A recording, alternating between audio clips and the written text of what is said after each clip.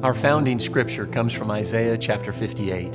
In this particular passage, God is chastising his people through the prophet because they're simply going through religious motions instead of sincerely seeking his heart with a willingness to obey. Fasting as a form of self-denial fell short of God's intent for his people to care for others. Beginning in verse 6, he says, "Is this not the fast I choose, that you divide your bread with the hungry, shelter the homeless poor, and clothe the naked?" Today, God is still calling his people to action that stems from real compassion. The call hasn't changed, and the promises haven't either. In verse 11, Isaiah conveys God's promise of a flourishing life when we help the poor. You'll be like a watered garden and like a spring whose waters never fail. Most of us have experienced this. It feels really good to give. But how can we do that without worsening the entitlement mentality we see too often among the poor in our cities? How can we care for people in need without trapping them in dependency? What is the key to empowerment? At Watered Gardens Ministries, we believe it starts with viewing each person as a unique contributor with ability and capacity, more than just a head counted as a number with a need. From the moment we greet someone who steps into our outreach center for food or shelter or some other basic need, we recognize the brokenness and the injustice, but we also look beyond that to the person God made in his image. Acting on that vision of the person as contributor, we provide an opportunity for anything in our ministry to be earned in our worth shop. Work doesn't only awaken worth, but it starts a person down that path of experiencing the joy of earned success. That path may be at our Washington Family Hope Center, where we help moms with children regain their footing, begin to dream about a better future, and then develop a plan to reach it. Or it may be through our Center for Virtue and Work, Forge, a long-term program for men focused on character development and work readiness, with a goal to graduate Christians who are employed, independent, and active in their local church. Empowerment begins with having the proper perspective of the human person. But for the work of empowerment to be successful, we believe it must be done from private, voluntary means. This is why Watered Gardens Ministries has never taken a government dollar. We also believe ongoing success is dependent on our diligence to measure impact. Without measuring outcomes, success is merely conjecture. We are successful, and we want you to be a part of it. And the more you are, the more successful we'll be. Will you read again Isaiah 58? And when you do, I hope you too will hear the call of God on your own life to give and serve out of compassion and in a way that's both relational and responsible. There's someone out there right now who's only known the receiving end of another's charity. Let's empower him instead. This week, we're going to be coming back with Michal Mitchell. He was with us last week and shared his testimony. He's with Watered Gardens in Joplin, Missouri. We're going to talk about that ministry right after this.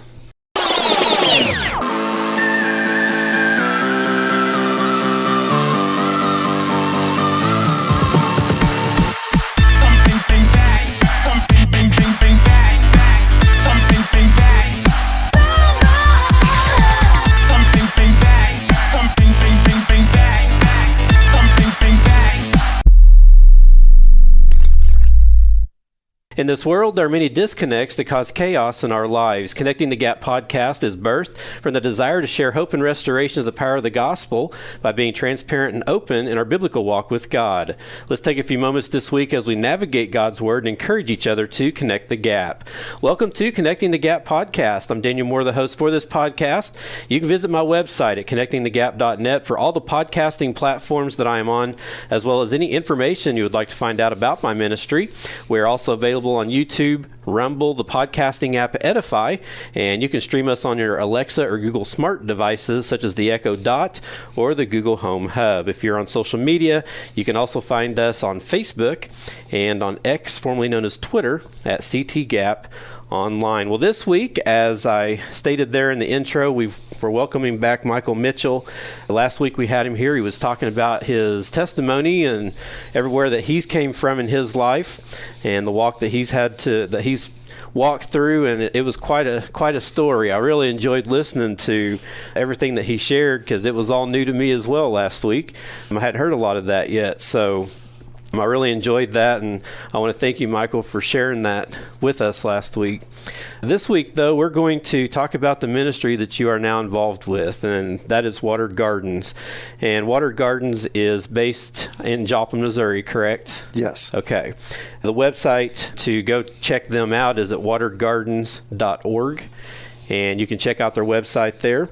And on the website, I was looking through and I saw a lot of different things on there. One of the things that caught my eye was the stats that are on there on the homepage. And as I was reading through this, it said that 33,000 plus needs were met last year, 26,000 plus needs were earned, 27,000 plus shelter nights were provided, over 300 jobs were secured, 49,000 plus pounds of food was earned, 8,940 volunteer shifts were filled. It was a very, very busy year, it sounds like, for you guys there at Watered Gardens. Yes. And I just wanted to start out here, just tell us a little bit about Watered Gardens. I know a lot of people listening probably have never heard of it, and they're kind of curious because they might think it's like a botanical garden or you're watering plants or something like that, but it actually has nothing to do with that. Right. And so if you could just start off by letting us know a little bit about the ministry. All right. Well, the ministry is 23 years old. Wow. Yeah, I think that's right, 23. So it's founded on the scripture. This is how they get Watered Gardens. So it's founded on the scripture, and I noticed you'd already researched it and pulled it up there, that it's Isaiah 58 verse 11 that says, "The Lord will guide you continually and satisfy your soul in drought and strengthen your bones. You shall be like a watered garden and like a spring of water whose waters do not fail." And so that is where James and Marcia came up with the Watered Gardens name. And one of the things that they learned over time is we use what's called an earn it model. Okay. Meaning that, you don't just roll in and we just give you a handout. One of the things that they learned is that by giving handouts, you have the same people that are reoccurring. You train them Yes. to take handouts. Yes. And so they have this earn it model so that they come in, they give time, they do some work, and it could be something as simple as, sweeping the floor, carrying out trash, sorting donations that come in, working in the one section we have that's the workshop. So they could be in there helping recycle. They could be doing crafts, making bracelets or. Now, I noticed you had a shop on your website. Yes. And the stuff that's in that shop that can be purchased is stuff that they create. Is that correct? That the guests and volunteers make, Yes. Yeah, some of the bracelets that you've mentioned are in there, and I think a journal and a couple other things. So we'll go ahead here, and I kind of want to go through each area because as I was looking through your website, I noticed you were a lot more than what I thought you were. Because I've heard of Watered Gardens quite a bit in passing with different people and that Right. kind of thing, but I've never really researched into exactly what all Watered Gardens consisted of. Yep. And one of the things here that I saw was you have an outreach center and an overnight shelter. What part of the ministry does that cover? So, and that is what most people consider Watered Gardens. Okay. Is the outreach center that's there on Virginia Avenue. And, and that's where that's where Watered Gardens started, was at that location. And, it was just a day shelter. That was it. It wasn't until they got the full building that it became that they started doing overnight, and providing that overnight shelter to where a guest can come in and have that safety of having a place to lay their head, having a place to shower. Mm-hmm. And then I noticed too that part of that is care coordination. Yes. And then teaching and preaching, it looks like here. So according to the website here, the notes on that, you help them with goal setting, their physical, emotional, spiritual needs, reconnection with family, and that kind of thing. And it looks like you're involved in that pretty heavily. Yes. And that's so one of the, and even for me with, I'm over at the Forge, which is a whole separate campus area.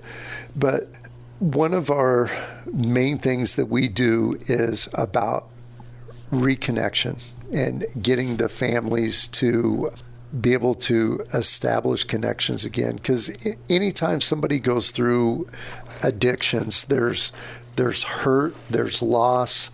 Sometimes families will just, they'll disown somebody instead of, they think that, you've hurt me enough, you stole from me enough, I'm done with you. Yeah. So just being able to help reestablish connections and relationships. And one of the big things that we do at Water Gardens is it's called social capital score.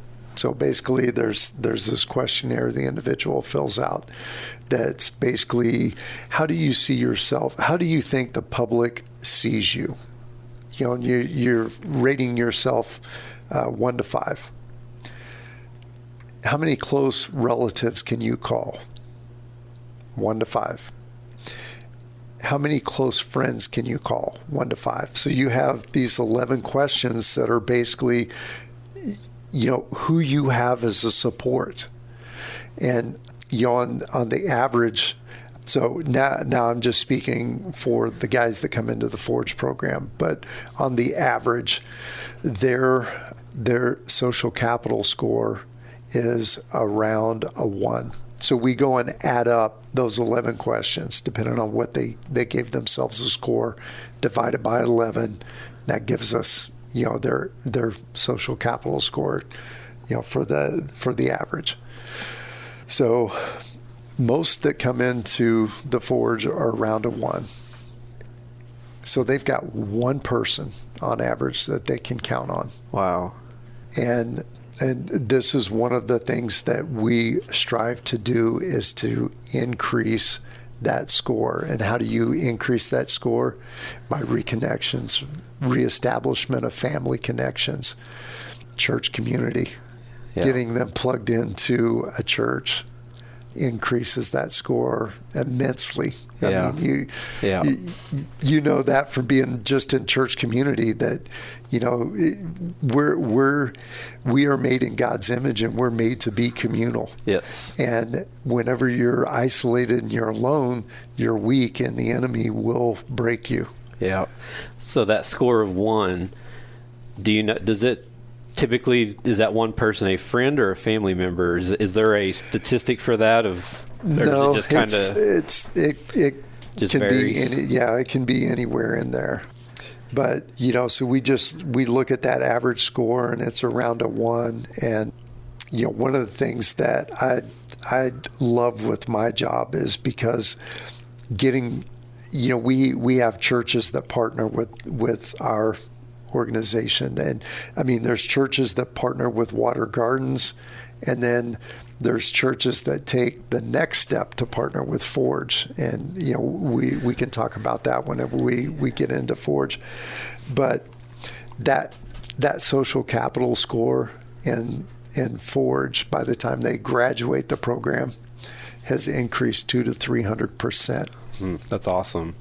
So with the shelter, yeah, how do they qualify to be able to be in the shelter? Is there any restrictions on that, or there are some restrictions residency wise, and the reason, one of the reasons that we have that residency restriction is so you're not going to have somebody come from Miami and come into shelter here, because they're outside that.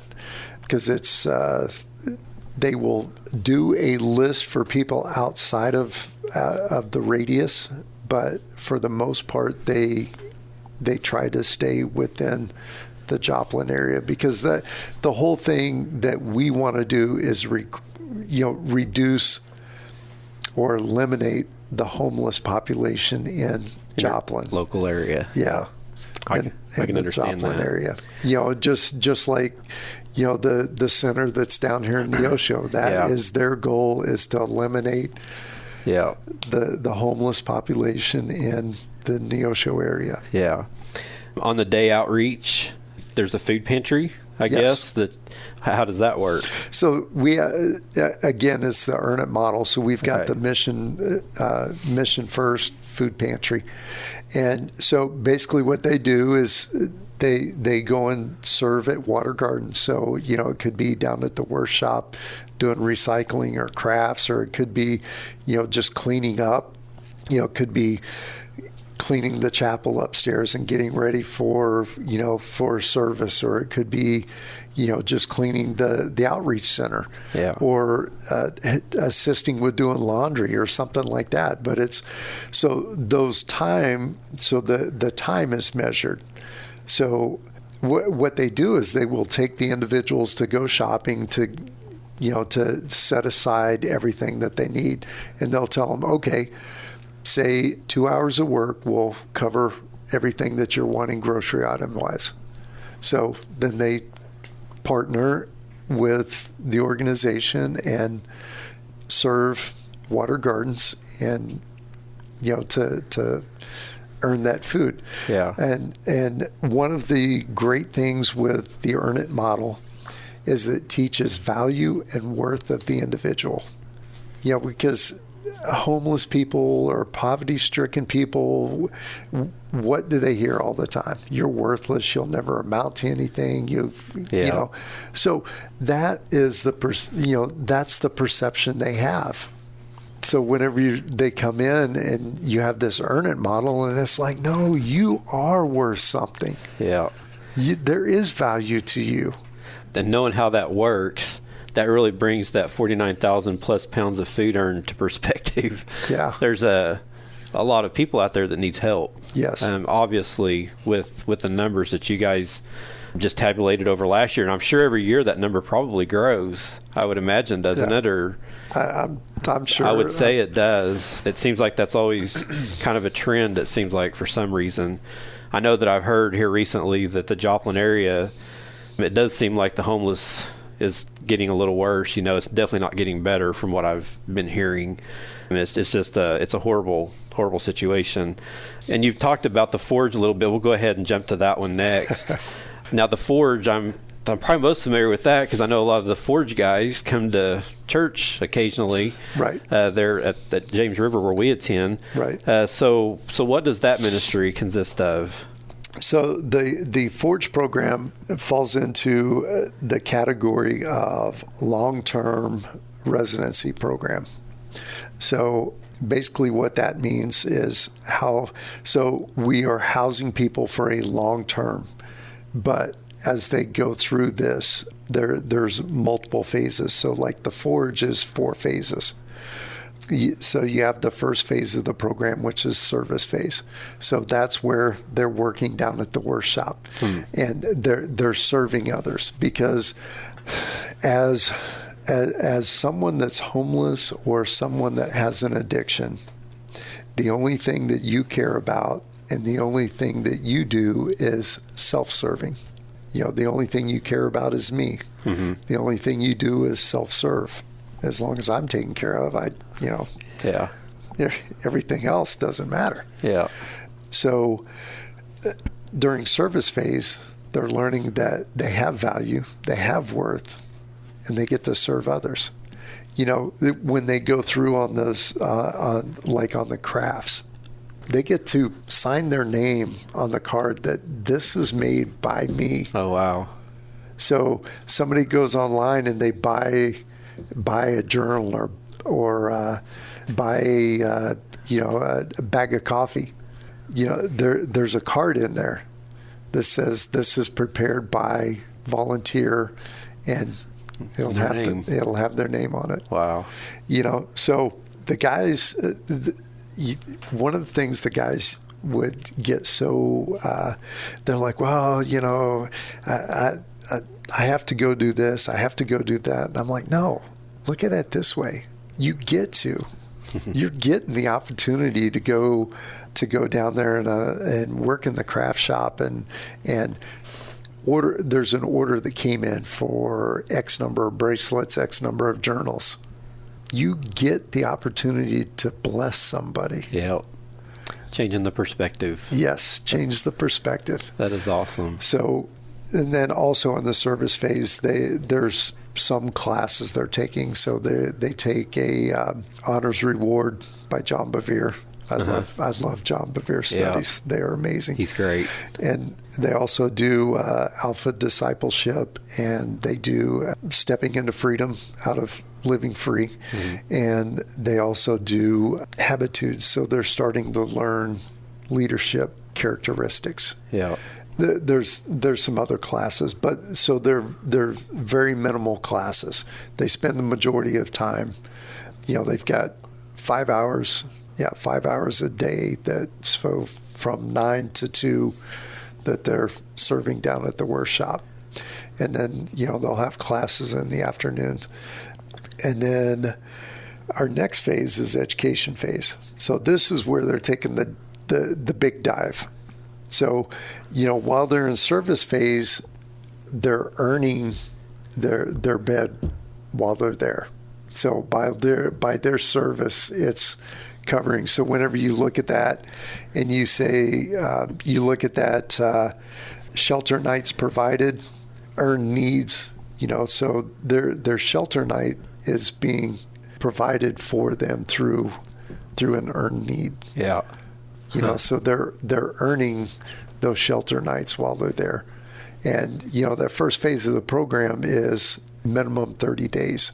So there's 90 nights of earned. Wow. So that's just a men's program, correct? Yes. It's on that one there. So that's so the Forge program, like I was saying, is 4 phases. It covers,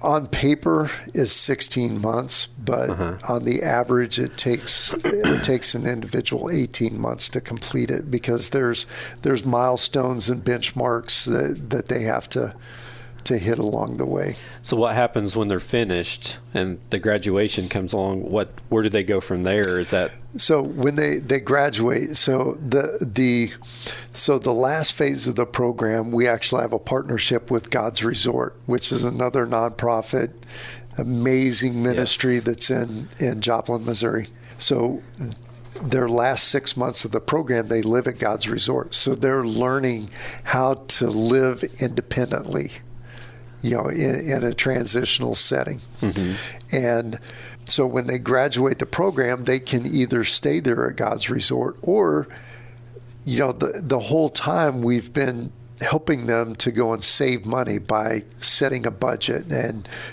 just having this amount of money that's being used, and all the rest of this money is going into savings. So one of the big things that goes into their budget is right off the top is tithe. Yeah.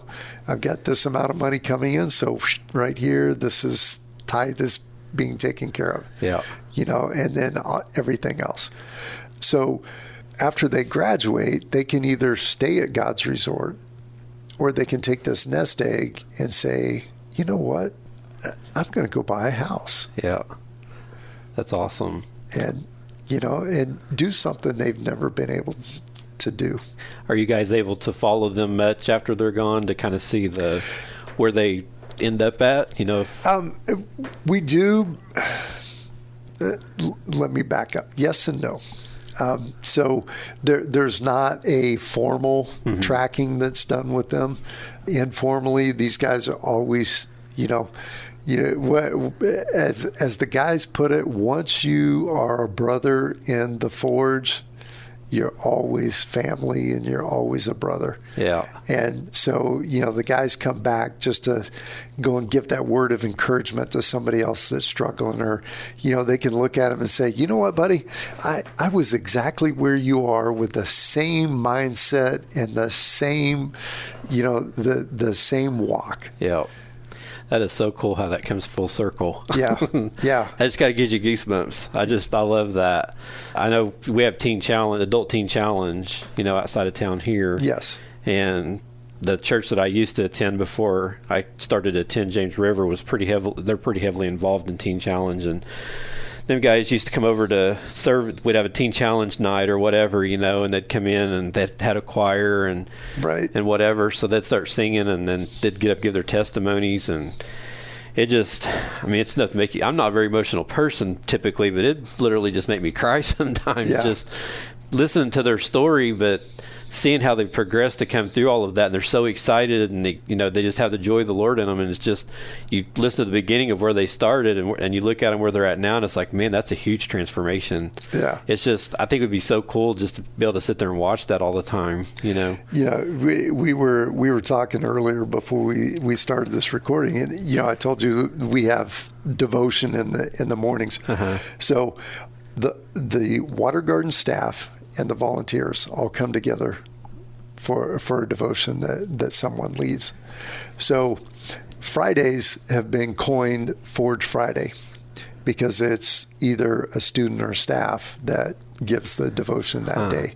So, and the first time, so we have the students have to do at least 2 devotions in their first 6 months.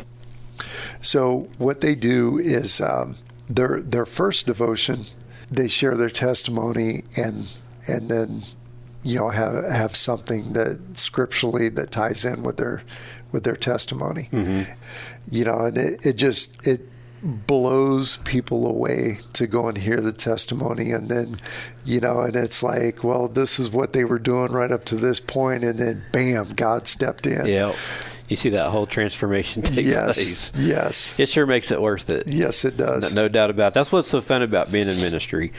I work in radio, and a lot of times, people, they'll always come up and they'll be like, well, how many people listen to you guys? Or, they ask all these questions like, we're radio, we really don't know. It's like, right. we don't subscribe to Nielsen ratings and stuff, so it's a faith walk. We have faith that there's people out there listening.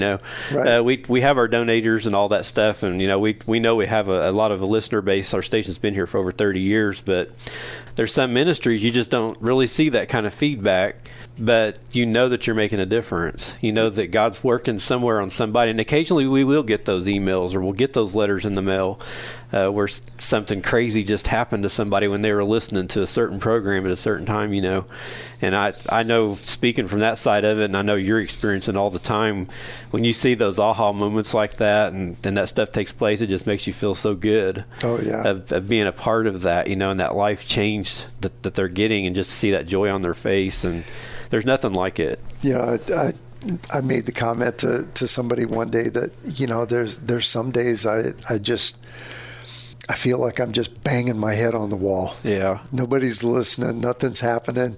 And then all of a sudden it's like, bam, that one transforms. Yeah.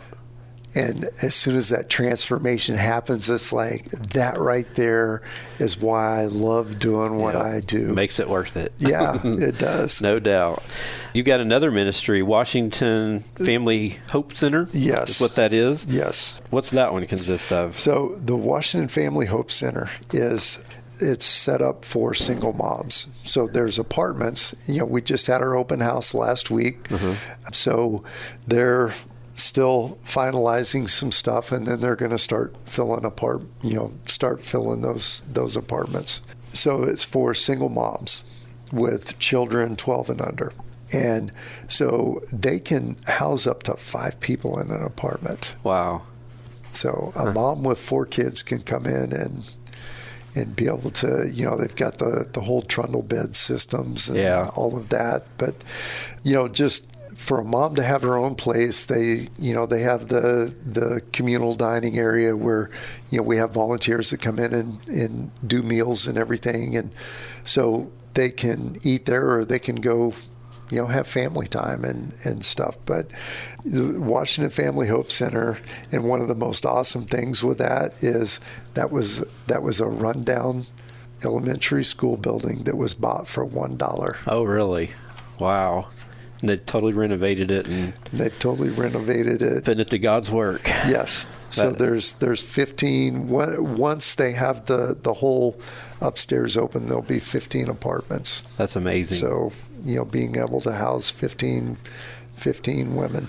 So is that worked on like a basis of a donation type thing? Do they work for their shelter there, or how do they get? They have chores and stuff that they do, but a lot of it is, this is one of the things that I love about Water Gardens is we are 100% private donor funded. Mm-hmm. We have not one stitch of government money that comes in. Yeah. And one of the big things we try to do is everybody that leaves the program, that they're not on a government subsidy. Yeah, that's great.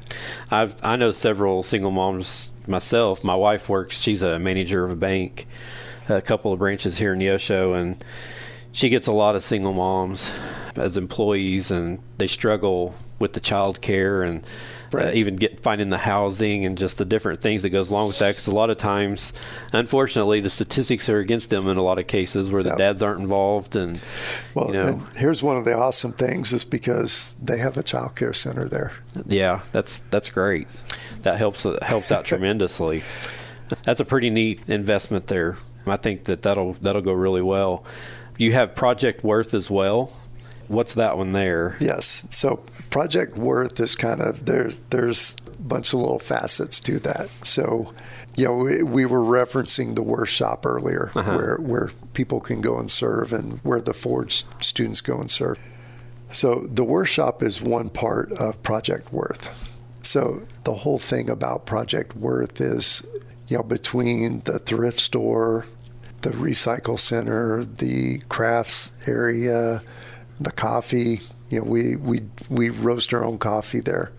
So we have Redeem Bean Coffee. I saw the coffee in your store, so you guys actually roast that, huh? Yes. Yeah. Wow. We have a roaster right there. So that's another thing. Volunteers come in and there's someone that teaches them how to roast and then and it's most of the time it's a Forge student, so he's down there volunteering and he takes that and takes ownership of that, and that's like this is my world, this is my domain. That's pretty cool. So the recycling and the thrift store, do you take donations for the thrift store? Yes. How does and the recycling, how does all that work? So, and we take donations for recycling too. Okay. And they go through, so they will take everything from old air conditioned units, refrigerators, basically anything that has copper, because that's one of the big things we recycle that's used in crafts. Yeah. Is the copper. It's for making the bracelets. I saw the bracelets. That's pretty awesome. Does that have to be brought to you? Can you pick it up, or like the recycling stuff? We do have volunteer drivers that they can do pickup, or say it's that single mom that needs furniture, and she goes to the thrift store, she earns it, or someone gives her money, or she's been working and she's got money and she goes in and just so the thrift store, you can either earn it or you can buy it. Yeah. And so she gets that furniture. And then we've got a crew that will actually, that's volunteers that will go and deliver that and carry it into the house for her and basically set everything up for her. And we keep talking about volunteers, so let's talk about volunteers. All right. You've got a section on there for volunteers, and it looks like there's a lot of areas that you could use help in. So how does the volunteer part of it work? The volunteers are the lifeblood of Water Gardens. Like we were saying, I think there's just over 1,200 volunteers that volunteer positions, and We were just talking about this earlier, that about 5 years ago, that number was like 500. Wow. And Water Gardens has grown that much to go and to increase. And, one of the big things is that, the church is called to help those in need and poverty. Mm-hmm. And Water Gardens is just that tool for the church to be able to help. Yeah. And that is why we have so many volunteer spots, is to get the church to do the mission of the church. Yep. And we're just that to instrument. God's hands and feet. Yeah. Yep. And we're just that instrument to provide that. Yeah. If anybody out there that's interested in volunteering, there's links you can click and everything. Yes. There's several different driver, breakfast crew, desk host, front desk host. There's several different categories that you can pick from if it's something that really interests you, or maybe did that before in your lifetime and you really enjoyed it and would like to do it some more. There's lots of opportunity there, it looks like, to come in and help. And there are tons of opportunities, and we love our volunteers that come in. They are family. Mm-hmm. And you start developing relationships with them. The individuals that the volunteer gets to serve, they start building relationships. And one of the things, I don't know how many times I've heard it since I've been at Water Gardens I've been there 10 months now. And in that time, I've heard multiple times of a volunteer saying, you know what, I'm going to go in and volunteer because I am going to bless them. And it's always the opposite that happens. Yeah. They walk out more blessed than what they were when they walked in the door. Yeah. God gives it back. Yeah. Yeah. That's the whole core of ministry. And I always tell people, if you've ever had the opportunity to volunteer or be a part of a ministry somewhere or something, you've got to do it, because the blessings that you get out of that, just being able to help other people and see people, excel and to change, there's just nothing like that. Yeah. And just to be a part of that's just completely awesome. So you've also mentioned that you guys are completely donation funded, which is typical for nonprofits. Yep. How can people donate to you guys if they're interested in sharing with you? So there's multiple things that we do. So we have one night is one of our big things that we do for donation. And what one night is one bed night. So to put someone in a bed for a night costs roughly $15. Huh. So the one night is basically asking for you to sponsor. It could be as little as $15 a month. Yeah. So that you're sponsoring one bed for one night a month. Huh. That's awesome.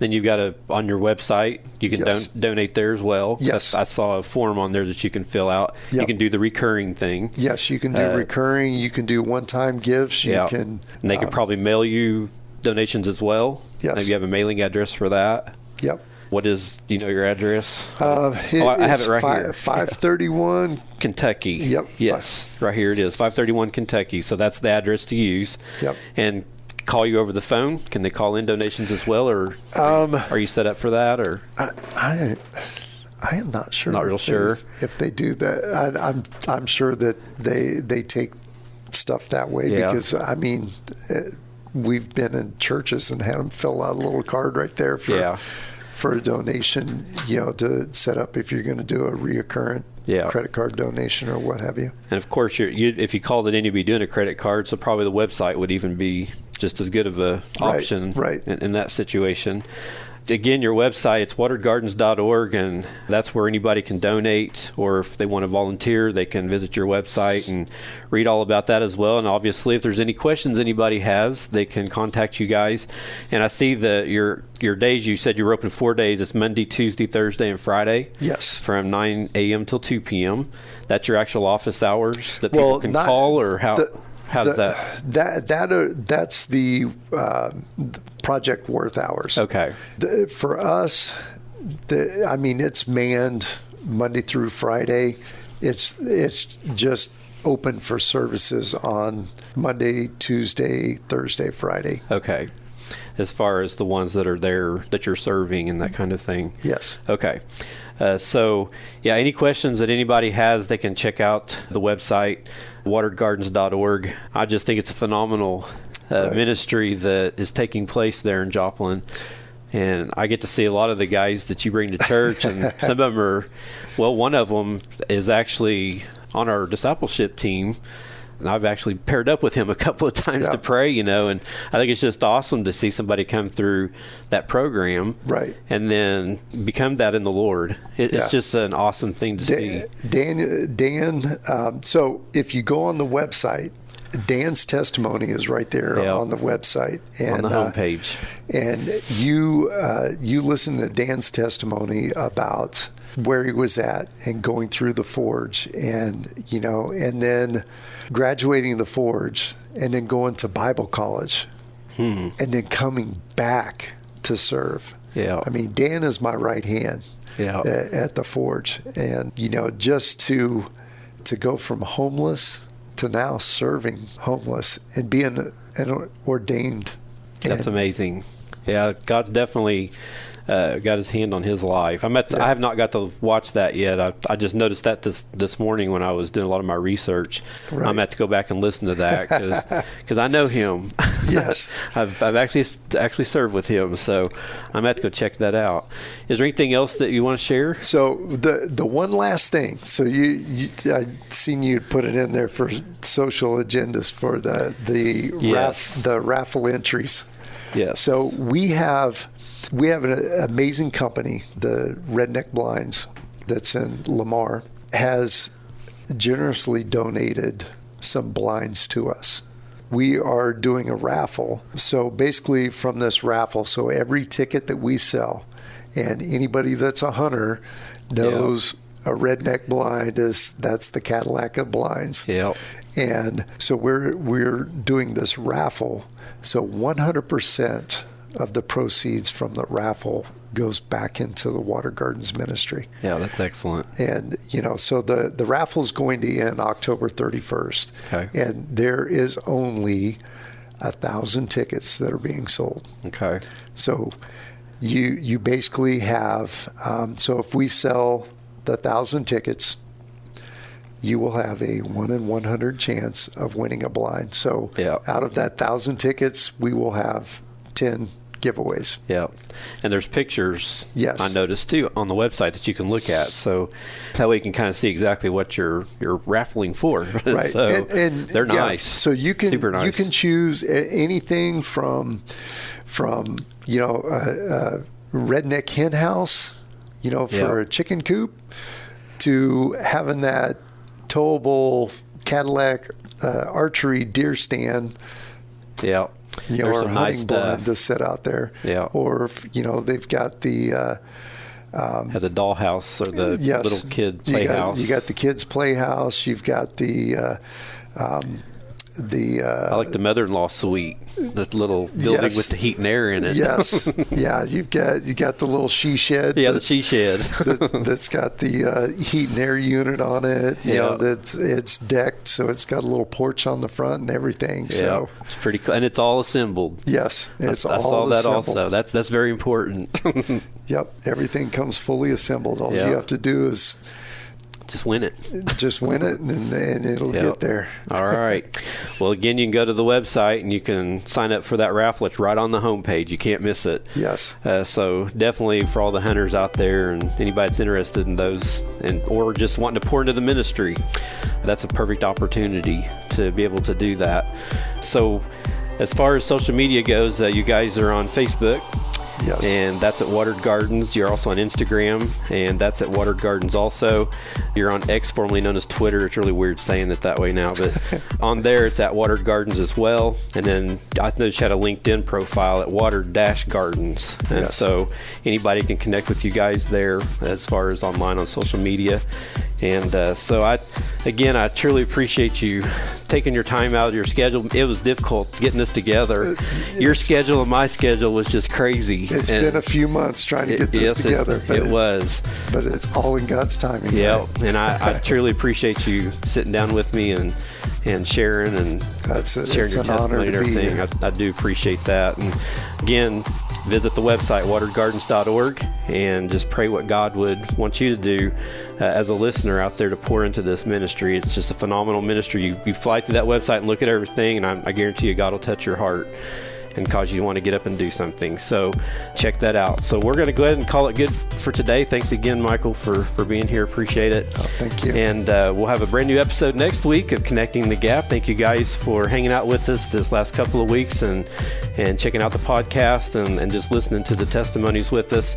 And again, visit my website, connectingthegap.net. There you'll find anything you need to know about my ministry, the platforms that I'm on. Please subscribe and share. And for anybody that may need to listen and hear the testimony or just be a part of Watered Gardens, just please share that out and give others the opportunity. And always just keep us in prayer for our ministry here, that the right people that need to hear the podcast we put out each week would hear, and that their lives would be eternally changed. So we're going to be gone till next week. Until then, don't forget that God's Word never fails us. God's Word has stood the test of time, and through Jesus' death on the cross, He has connected the gap. You've been listening to Connecting the Gap podcast. I'm Daniel Moore, the host for this podcast, and I personally thank you for listening each week.